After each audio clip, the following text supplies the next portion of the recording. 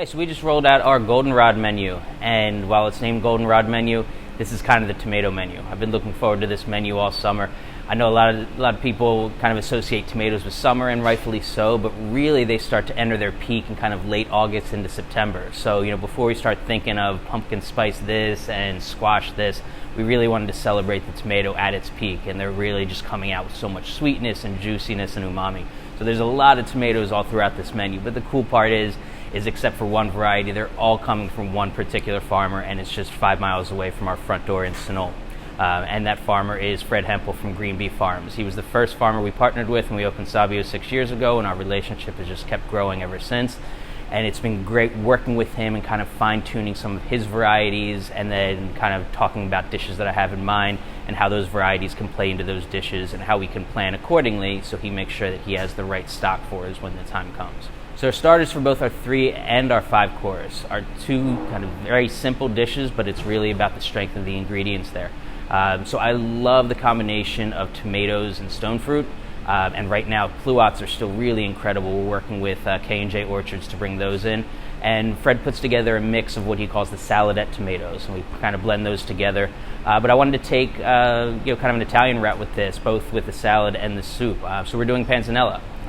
But just like everything else on this menu, it's really all about execution. There are going to be some trends throughout the menu of seemingly kind of simple or more recognizable classic dishes, and that's intentional because what I wanted to do is kind of give an illustration of how these dishes are great, because oftentimes they just get looked over or they just get played out because the ingredients that go into those dishes aren't great. So every dish that we put together, the ingredients are at their peak. So the Panzanella Salad, we are also using gem marigold, which is in the same family as a flowering marigold, but it is edible. Fred grows that, and the combination of the tomatoes, the marigold, and the sweetness from the stone fruit is just incredible. Everything gets tossed together with the garum vinaigrette, the garum that we've aged for the last few years, and then just a little bit of shaved onion and some purslane, which is a wild lettuce. It's incredible. It's got sweetness, it has depth, it has umami, and then the croutons that we put in right at the end, we cook the croutons to order, so they're nice and warm, and they really let those flavors of the tomato and the stone fruit blossom. Tomatoes, if you're not aware of this yet, tomatoes never should go into the refrigerator. It just mutes their flavor completely. You always want to leave them out at room temperature. And then our soup. I had this kind of earmarked for the last several months, but I wanted to create a minestrone soup, and that's another great example of something that just, if not done well, it can be easily forgettable. But all the ingredients that are going into this soup are just at their peak. One of the kind of anchors of this soup is the fresh shelling beans that we're getting from Jacobi Farms in Half Moon Bay. So we use their fresh cranberry beans, and it's such a difference. The shelling bean season lasts maybe 2 months in a good year, and then they dry all the beans and you can use them throughout the year. And it's a great way to preserve a product, but when they're fresh, they're so much better. So we're using the cranberry beans along with a little bit of cherry tomatoes, some zucchini also from Fred, a little bit of shaved cabbage, and then we make a really rich broth based with chicken stock, and then we infuse some Parmigiano Reggiano and a little bit of prosciutto as well, just to give it some depth and give it some richness. I intentionally leave out pasta or potato in this version of minestrone just to keep it a little bit lighter, and especially if you're eating the 5-course menu, we don't want to knock you down with the very first course, and we do have some pasta courses and potatoes later on in the menu. Entrees on our 3-course, also just still celebrating great late summer ingredients. So our roasted chicken breast, very simply prepared, but we're still using our pasture-bred chicken breast from Riverside County in Temecula. And the chicken breast, we pan roast, get that skin nice and crispy, and then alongside we serve a mixture of fresh butter beans also from Jacobi Farms, some shishito peppers that we're getting from Zuckerman in Stockton, and then finish with a little bit of Fred's cherry tomatoes as well. A little cup of salsa verde, the Italian style salsa verde, so it's an herb salsa with some capers and anchovy in there. The cool thing about that is you can dress the chicken and you can swirl some into the beans. Super light, super bright, but really satisfying summer dish. You'll see eggplant a couple times on this menu. I'm a really big fan of eggplant, and I think that eggplant often gets overlooked, and I'm pretty sure that everyone, myself included, has had a bad eggplant experience. If it's not prepared well, it can be terrible. It can be mushy, it can be greasy, it can be tough, it can be bitter, or any combination of those. So we really respect it, and for this one, we're sourcing some thin eggplants from Happy Acre Farms. So that was kind of the jumping off point. I was like, you know what? It's still summer, the chilies are in, let's put together a curry. So we're taking Thai style, and we're doing a red curry. Eggplant, and then we're using the gorgeous Gulf shrimp that we sourced from Water to Table. Finish it with a little bit of green beet tomato and then some oyster mushrooms coming from Deadwood Farms. And it's a little spicy, it's a little rich, the shrimp have a really nice pop to it, and it's just a killer dish for the end of the summer. One of the more, I guess, experimental dishes you could say on this menu, and I wasn't sure how it was going to turn out, but very happy with the results. So we're using lion's mane mushrooms, also from Deadwood, our friends in Tracy. Lion's mane, if you haven't seen the mushrooms, they're crazy. They look like a white ball with kind of these frilly hairs on top. But they're a really unique mushroom in the sense that they have a delicate, almost crustacean-like flavor. So kind of taking that direction led me to put things together and let's make a crab cake with it. So we're keeping it on the menu as crab cake, but there's actually no meat. This is our vegetarian offering. And what we do is we pick the lion's mane mushroom and it resembles picked crab meat, which is crazy. And then I use my crab cake recipe that I've been working with for 15 years. There's no twists or turns with it. It's just the way we prepare the mushrooms. It eats just like crab, and it's tender and it's sweet. It's not overly earthy. But to pull out some of the sweetness in there, we're serving it with kind of the end of the season Brentwood sweet corn. We still probably have about a solid month or so until the corn starts to fizzle away. So we turn that into a succotash, mixture of some Carmen peppers from Happy Acre Farms, some of the fresh shelling beans from Yakipi, and then a little bit of cherry tomato to finish, and then a spicy mayonnaise on the side. Really kicks up and gives that crab cake vibe to it. There's no shortage of Old Bay in this recipe, and that's intentional. But for me, growing up, crab in summertime, it just kind of is synonymous. On the East Coast, crab season is actually summer, whereas out here is fall into winter. So our appetizers for the 5-course. Keeping our pork belly, I think that if we took off our pork belly, we'd be upsetting many people. So we're going to keep it on, but it's nice to see the dish kind of evolve based off what's in season. Taking a slight Szechuan direction with this, but we make a plum jam using plums from K&J Orchards, and then with that jam, we turn it into a glaze, a little bit of soy, a little bit of ginger, a little bit of Szechuan peppercorn, and after we cook the pork belly, get it nice and crispy, we toss it with the glaze, and then get a little bit of caramelization, actually a little bit of char and burn on there, because what it'll do, it balances out some of the sweetness from the jam, but also cuts through the richness of the pork belly. And then some grilled scallion, a little bit of cashew on top, and then some fresh shaved plums as well to kind of balance everything out. Another dish that I had earmarked for this time of year, I wanted to serve a ceviche, and this is done in a Peruvian style because Farmer Fred, one of the first items that he and I bonded over were the ají amarillo peppers.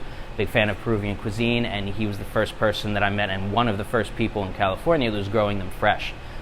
Typically when creating Peruvian cuisine in the United States, you would rely on a paste or a frozen pepper, but he was growing them fresh and he had a fondness for it as well. So I've done different iterations of ceviche, throughout the years, but I really wanted to keep this as authentic as possible. So we're using Kona Campachi. It's an incredible fish coming out of Baja, Mexico, the Sea of Cortez, sustainably farmed and super rich and buttery. And then we do a quick marinade. We don't let it sit there for 4 hours or 5 hours and kind of lose its complexity. It's such an incredible fish, we don't want to lose that. So it's a quick 10-minute marinade in the leche de tigre, and then it's garnished with some Rancho Gordo hominy, and that's to emulate the Andean corn. And then typically it's served with sweet potato, but instead of the sweet potato, we're using Farmer Fred's terremoto squash. And then some other fun garnishes also from Farmer Fred. We actually use the flowers of the ají amarillo pepper plant and then his sea beans as well. One of my favorites on this menu, and I think this is a sleeper, but we're doing an avocado toast on zucchini bread. So, avocado toast, it's another one of those dishes that's become kind of ubiquitous, but I wanted to kind of step it up a little bit and put our spin on it. So we make a zucchini manchego bread. It's the time of year, zucchinis are are in quite a bit of abundance. So we make it in the style of a quick bread. There's a little bit of manchego, some fresh herbs, and just a touch of chili in there. And then we smash avocado after we grill the bread and smear that over top. And then we're featuring Farmer Fred's Benevento tomato on this dish, which is his beefsteak tomato. It's huge. It's meaty. There's very, very little seeds in there, and it just has so much depth. It has all this umami to it, which is incredible.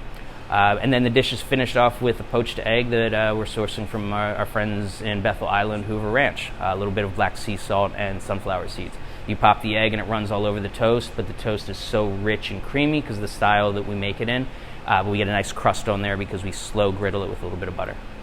For our pastas on the 5-course, a dish that I had earmarked for this time of year, and actually Farmer Fred and I had to plan in advance. We talked about this dish in April or May when I met up with him and he gave me some tomato plants for my house. But I knew I wanted to do a spaghetti Amatriciana. So Amatriciana is one of the 3 of the Holy Trilogy of Roman pastas. You have Amatriciana, you have Carbonara, and Cacio e Pepe. But Fred grows one particular tomato that he bred called Marzano Fire. So it was kind of inspired, and its parent is a San Marzano tomato.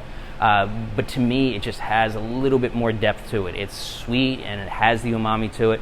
But the texture on them are incredible, where we slow roast them, yet they don't fall apart. So they're not necessarily dried. I wouldn't compare it to necessarily a sun-dried tomato, but it's somewhere in between a fresh tomato and a sun-dried tomato. We do a slow roast for about an hour and 20 minutes. They're still juicy, but kind of the excess moisture is evaporated, and they're really, really deep and caramelly and sweet. And then outside of that, we just follow the classic preparation of Amatriciana. So we do use guanciale, but the guanciale is something that we started 6 months ago. Guanciale is cured pork jowl, but we sourced our pork jowls from Encina Farms in Lake County, and they're the only ones in California that are raising Iberico hock. So this is the Spanish variety of pig, prized for its richness and its marbling and its fat. So we cured these, and that starts it out. Into the pan goes the Marzano Fires, and then generous amounts of locatelli pecorino romano. Pecorino romano is the hard sheep's milk cheese from Lazio, the region of Rome. And I feel the locatelli, it's what I grew up with. It's my favorite. It's punchy, it's funky, it's salty, and it kind of rounds the dish out. And then our vegetarian pasta, which certainly is appealing to carnivores as well. But we're doing a spinach tortelloni, meaning the spinach is in the dough, so it's a green pasta dough. And then we fill it with Crescenza cheese from Bellwether Farms in Sonoma County in Valley Forge.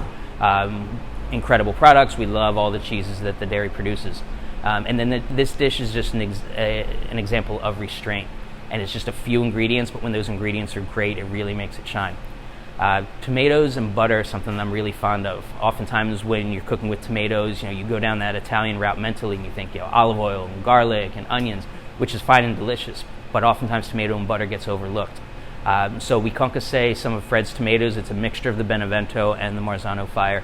And then the sauce is very simple. We just pick up the tomatoes with almost equal parts butter. We cook the tortelloni and then we simmer them in the sauce, and we finish it off with some Parmigiano Reggiano and basil flowers from the Neapolitan basil.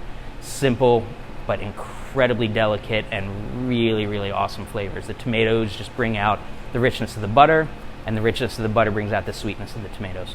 So our entrees for our 5-course. First one is another kind of classic dish that's been around, and it's been served in many different iterations, but I wanted to serve a niçoise salad for the same reason we were serving the minestrone, that all the products right now are just incredible. And the description kind of lists, we're sourcing a product from a different one of our vendors. So we have Mike's Blue Lake Green Beans, which is Mike Jacopi in Half Moon Bay. We have Diane's quail eggs. So Diane's our friend in Sonol who's raising the quail, and she provides us with fresh quail eggs every week. We have Prince of Orange potatoes coming from Roscoe Zuckerman in Stockton. And then we also have Farmer Fred's tomatoes. So we kind of pull all those together, and then we do a very gentle poach on California king salmon. So the king salmon season was kind of up and down as it usually is, but this is one of our incredible local products, and when it's in season, we should be using it. The difference between this and farmed Atlantic salmon is it's apples to oranges. It really is. It almost feels like they're two different fish altogether. But we do a gentle poach with that, and we're happy that for the next 6 weeks, which happens to be the same run of our menus, that the local king salmon season will be open. And then the dish gets finished in classic niçoise style with a little bit of olive, but we do dehydrate the olive and kind of make a crumble with it. And then everything gets tossed together with the tarragon and Dijon vinaigrette. So we're still serving duck from our friends in Sonoma County at Liberty Duck, but I wanted to do a little bit of nod to Oktoberfest. And yes, it is September, but Oktoberfest actually does start in September and it terminates in October, despite the name. So I wanted to lean a little bit into that. So we're using the Liberty Duck breast and we're making a schnitzel with it. So we pound that thin and then a light coating of panko breadcrumbs, and then we cook that in a little bit of duck fat. And serve that with some braised cabbage, leeks, and apples, also picked up in duck fat. It does seem like there's a lot of duck fat going on, but it is very sparse, but it incorporates a really nice, rich flavor. A little bit of charred lemon and some roasted marble potatoes, also from Roscoe Zuckerman in Stockton. We're serving lamb, this menu, from our Anderson Ranches. in Oregon, and this is a lamb duo. So we did serve lamb loin last menu, and what we did, all the trim from that we packaged and we preserved it and we froze it with the intent of using it on this menu, and that's why I wanted to serve a duo.